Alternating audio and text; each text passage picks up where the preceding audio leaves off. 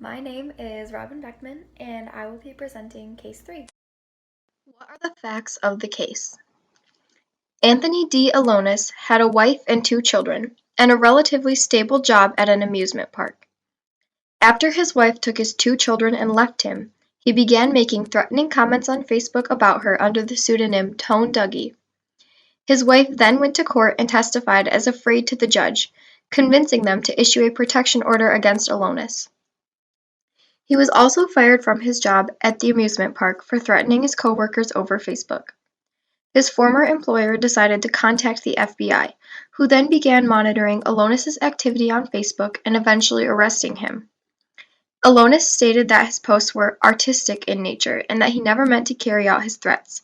He was employing his First Amendment rights to make his comments therapeutically. What did the original court decide?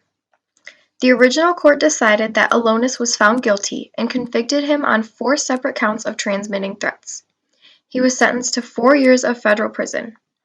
Elonis decided to appeal his case all the way up to the Supreme Court, citing his First Amendment freedoms to make artistic comments as he chose.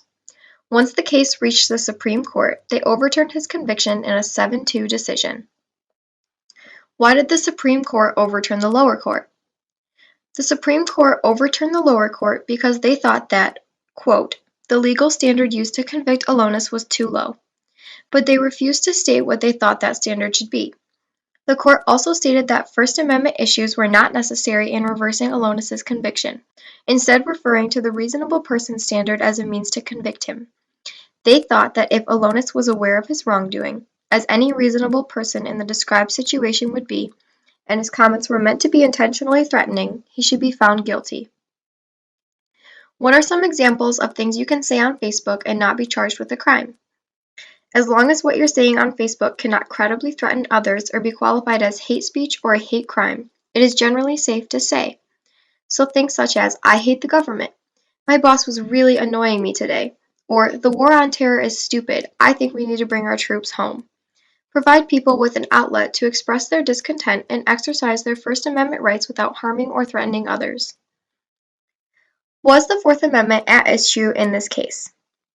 The Fourth Amendment protects against invasions of privacy from the government and unreasonable searches and seizures.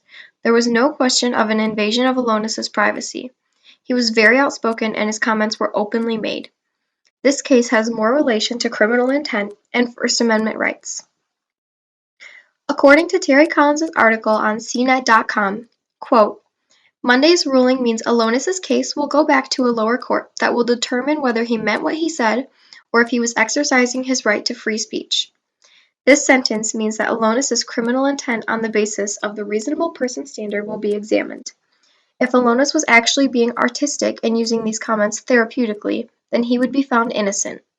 However, if any reasonable person making these comments would have made them intentionally threatening, Elonis will be found guilty.